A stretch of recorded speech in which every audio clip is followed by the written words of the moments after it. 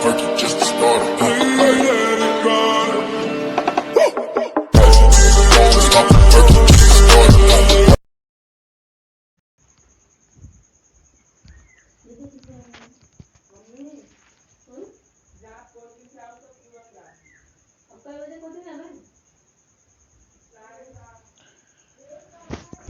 Hello दोस्तों, स्वागत है आप सभी का हमारे यूट्यूब चैनल पर और गुड मॉर्निंग। वीडियो शुरू करने से पहले एक रिक्वेस्ट है कि आप सभी लोग हमारे यूट्यूब चैनल को सब्सक्राइब करें ताकि जब भी मैं वीडियो अपलोड करूं आपको नोटिफिकेशन सबसे पहले मिले। तो चलते हैं दोस्तों अपने क्वेश्चन पर। तो हमारा क्वेश्चन है, पहला क्वेश्चन है, जल में तैरना न्यूटन की गति के किस नियम के कारण संभव है? तो जल में तैरना न्यूटन के तृतीय नियम के कारण संभव है। चलते हैं दोस्तों अपने अगले क्वेश्चन पर। तो हमारा अगला क्वेश्चन है, कोई पिंड तब तक विरावावस्था में ही बना रहेगा जब तक उस पर कोई बाह्य बल नहीं कार्य करता है। तो यह कथन किसका है? तो यह कथन न्यूटन का है। न्यूटन ने कहा था जब कोई पिंड तब तक विरामावस्था में बना रहेगा जब तक उस पर कोई बाह्य बल कार्य नहीं करता है। चलते हैं दोस्तों अपने अगले क्वेश्चन पर। हमारा अगला क्वेश्चन है, न्यूक्लियन नाम सामान्यतः किसके लिए है? न्यूक्लियन नाम सामान्यतः किसके लिए है? तो इसका आंसर है दोस्तों प्रोटॉन और न्यूट्रॉन के लिए न्यूक्लियन नामक शब्द संबंधित है। एग्रोफोरेस्ट्री क्या है? तो इसका आंसर है दोस्तों कृषि के साथ साथ उसी भूमि पर काष्ठी बारहमासी वृक्ष लगाना एग्रोफोरेस्ट्री कहलाता है। कृषि के साथ साथ उसी भूमि पर काष्ठी बारहमासी वृक्ष लगाना एग्रोफोरेस्ट्री कहलाता है। एक्सोबायोलॉजी में निम्नलिखित में से किसका अध्ययन किया जाता है? तो एक्सोबायोलॉजी में बाह्य ग्रहों तथा अंतरिक्ष में जीवन का अध्ययन किया जाता है। बाह्य ग्रहों तथा अंतरिक्ष में जीवन का अध्ययन किया जाता है। चलते दोस्तों अपने अगले क्वेश्चन पर। तो हमारा अगला क्वेश्चन है, मोनाजाइट किसका अयस्क है? तो मोनाजाइट थोरियम का अयस्क है। मोनाजाइट थोरियम का अयस्क है। चलते हैं दोस्तों अपने अगले क्वेश्चन पर। तो हमारा अगला क्वेश्चन है, साइकिल चालक को प्रारंभ में अधिक बल क्यों लगाना पड़ता है? तो साइकिल चालक को प्रारंभ में अधिक बल क्यों लगाना पड़ता है? तो चालक जड़त्व पर विजय पाने के लिए प्रथम में साइकिल चालक साइकिल पर अधिक बल लगाता है। जड़त्व पर विजय पाने के लिए साइकिल चालक प्रथम में अधिक बल लगाता है। चलते हैं दोस्तों अपने अगले क्वेश्चन पर। हमारा अगला क्वेश्चन है, जीव विज्ञान शब्द का प्रयोग सर्वप्रथम किसने किया था? जीव विज्ञान शब्द का प्रयोग सर्वप्रथम किसने किया था? तो हमारा आंसर है दोस्तों लैमार्क व ट्रेविरेनस ने किया था। लैमार्क और ट्रेविरेनस ने किया था। चलते दोस्तों अपने अगले क्वेश्चन पर। तुम्हारा अगला क्वेश्चन है, वनस्पति विज्ञान के जनक कौन है? वनस्पति विज्ञान के जनक कौन है? तो वनस्पति विज्ञान के जनक थियोफ्रेस्टस हैं। चलते दोस्तों अपने अगले क्वेश्चन पर। तुम्हारा अगला क्वेश्चन है, चिकित्सा शास्त्र का जनक किसे माना जाता है? चिकित्सा शास्त्र का जनक किसे माना जाता है? तो इसका आंसर है हिप्पोक्रेटस को चिकित्सा शास्त्र का जनक माना जाता है। चलते हैं दोस्तों अपने अगले क्वेश्चन पर। हमारा अगला क्वेश्चन है, पुष्पों के अध्ययन को क्या कहा जाता है? पुष्पों के अध्ययन को क्या कहा जाता है? तो पुष्पों के अध्ययन को एंथोलॉजी कहा जाता है। पुष्पों के अध्ययन को एंथोलॉजी कहा जाता है। हमारा अगला क्वेश्चन है, वन अनुसंधान संस्थान कहाँ स्थित है? वन अनुसंधान संस्थान कहाँ स्थित है? तो इसका आंसर है दोस्तों देहरादून में वन अनुसंधान संस्थान स्थित है। चलते हैं दोस्तों अपने अगले क्वेश्चन पर। तो हमारा अगला क्वेश्चन है, भारतीय वनस्पतिक सर्वेक्षण का मुख्य मुख्यालय कहाँ स्थित है? भारतीय वनस्पतिक सर्वेक्षण का मुख्यालय कहाँ स्थित है? तो इसका आंसर है दोस्तों कोलकाता। कोलकाता में भारतीय वनस्पतिक सर्वेक्षण का मुख्यालय स्थित है। चलते हैं दोस्तों अपने अगले क्वेश्चन पर। तुम्हारा अगला क्वेश्चन है, निम्न में से किसे वर्गीकी का पितामह कहा जाता है? निम्न में से किसे वर्गीकी का पितामह कहा जाता है? तो इसका आंसर है दोस्तों कार्ल वार्न लिनियस को वर्गीकी का पितामह कहा जाता है। कार्ल वार्न लिनियस को वर्गीकी का पितामह कहा जाता है। वर्गीकरण की अपराधी इकाई क्या है? तो वर्गीकरण की अपराधी इकाई स्पीशीज है। वर्गीकरण की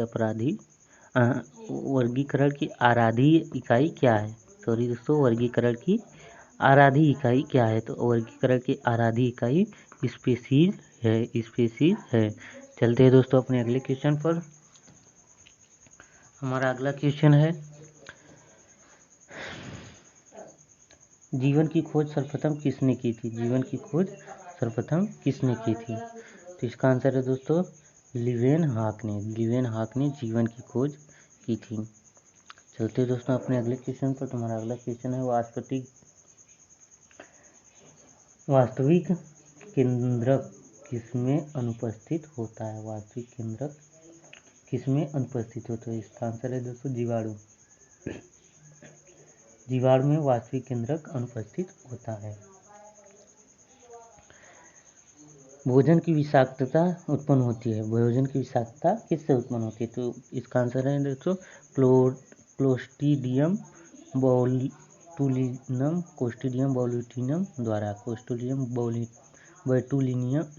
द्वारा।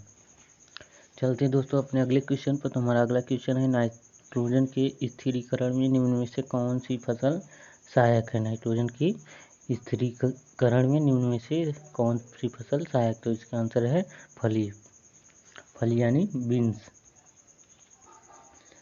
निम्नलिखित में से कौन सा बीमारी जीवाणुओं के द्वारा होती है? तो कुष्ठ बीमारी जीवाणुओं के द्वारा होती है। कुष्ठ बीमारी जीवाणुओं द्वारा होती है। सूक्ष्म जीवाणुओं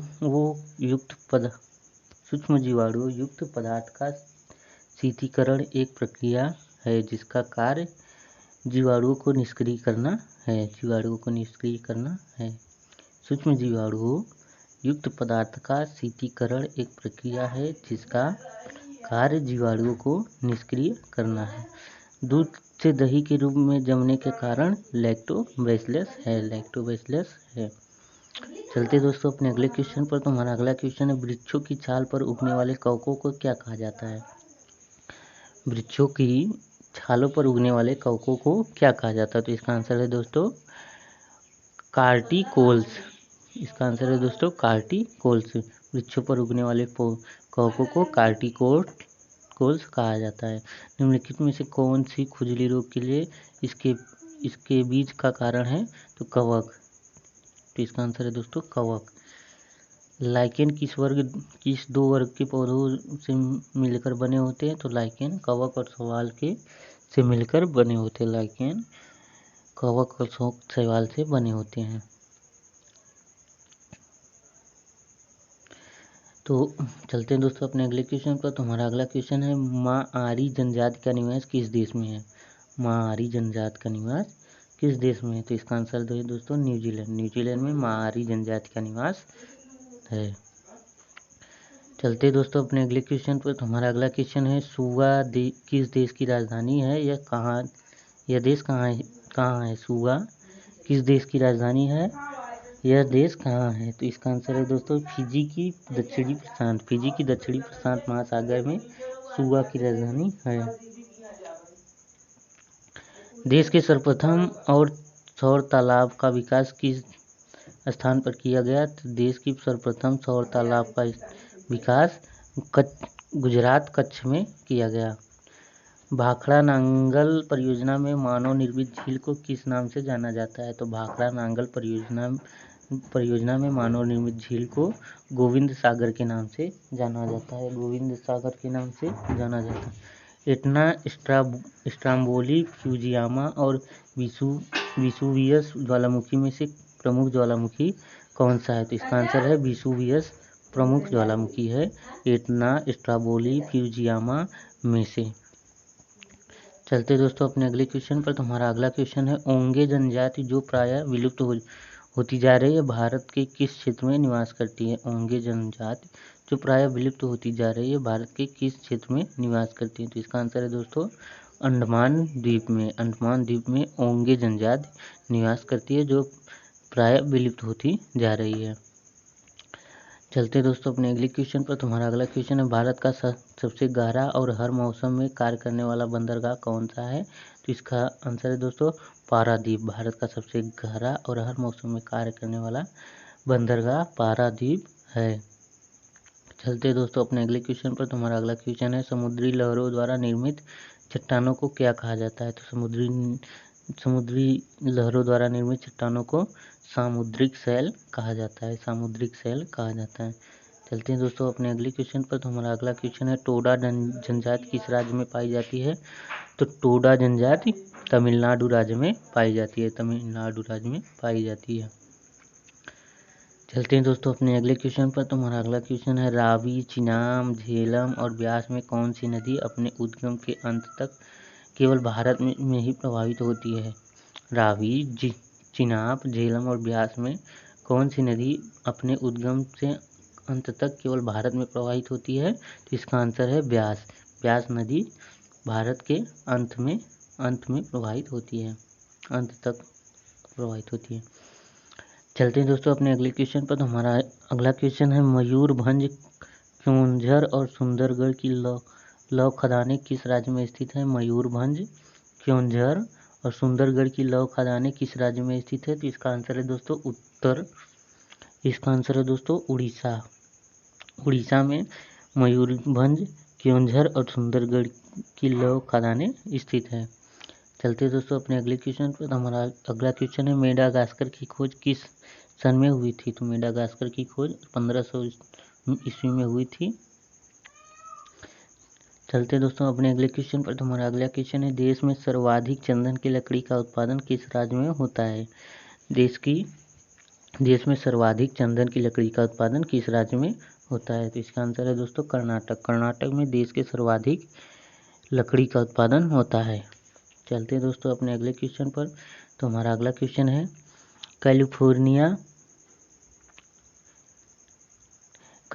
कैलिफोर्निया की जलवायु किस वर्ग की जलवायु में आती है। तो कैलिफोर्निया की जलवायु किस वर्ग की जलवायु में आता है। तो इसका आंसर है दोस्तों भूमध्य सागर की जलवायु में कैलिफोर्निया की जलवायु आता है। भूमध्य सागर की जलवायु में कैलिफोर्निया की जलवायु आता है। तो चलते हैं दोस्तों अपने अगले क्वेश्चन पर। तो हमारा अगला क्वेश्चन है बेरिंग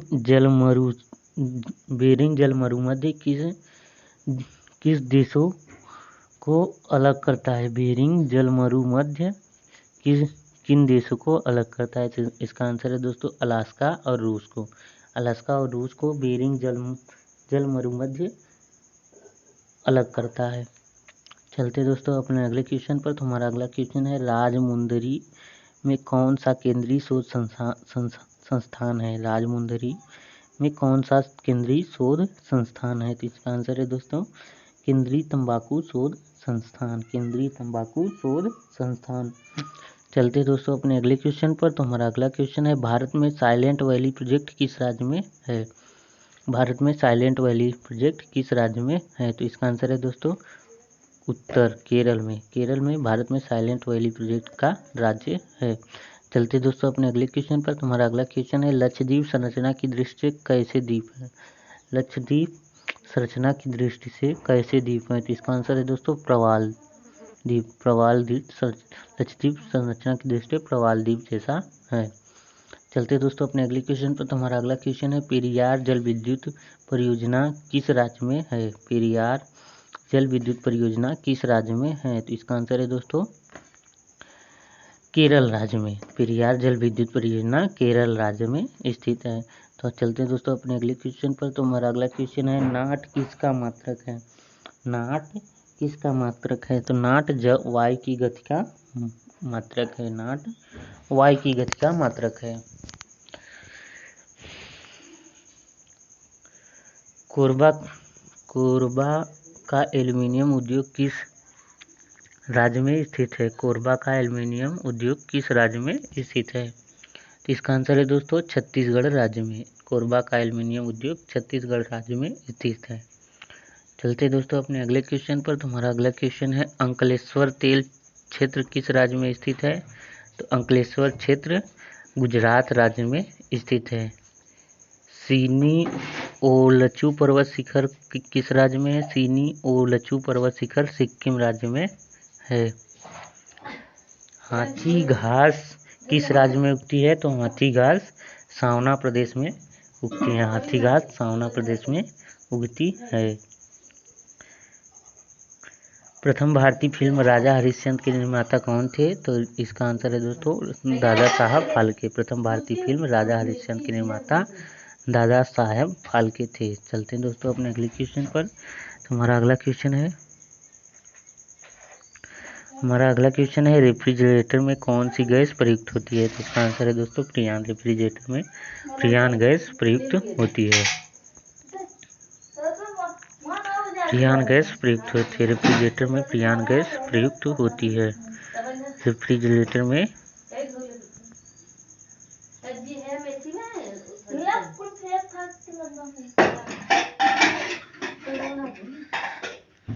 हीटर के तार किस चीज़ से बने होते हैं? तो इसका हीटर के तार नाइक्रोम से बने होते हैं।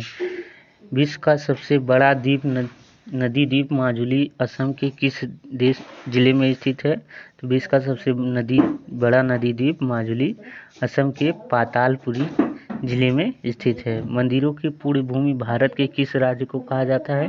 मंदिरों की पूर्ण भूमि भारत के तमिलनाडु राज्य को कहा जाता है। भारत का मैनचेस्टर किसे कहा जाता है? तो भारत का मैनचेस्टर अहमदाबाद को कहा जाता है। किसने सुझाव दिया था कि स्वतंत्रता प्राप्ति के बाद भारतीय राष्ट्रीय कांग्रेस को समाप्त कर दिया जाए? किसने सुझाव दिया था कि स्वतंत्रता प्राप्ति के बाद भारतीय राष्ट्रीय कांग्रेस को समाप्त कर दिया जाए? तो इसका आंसर है दोस्तों महात्मा गांधी ने सुझाव दिया था कि स्वतंत्रता प्राप्ति के बाद भारतीय राष्ट्रीय कांग्रेस को समाप्त कर दिया जाए।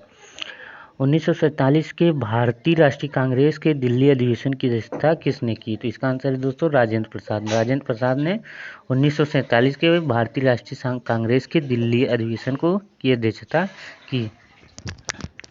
चलते दोस्तों अपने अगले क्वेश्चन पर। तुम्हारा अगला क्वेश्चन है भारतीय संविधान में समवर्ती सूची किसके संविधान से ली गई है? भारतीय संविधान में समवर्ती सूची किसके संविधान से ली गई? तो इसका आंसर है दोस्तों ऑस्ट्रेलिया।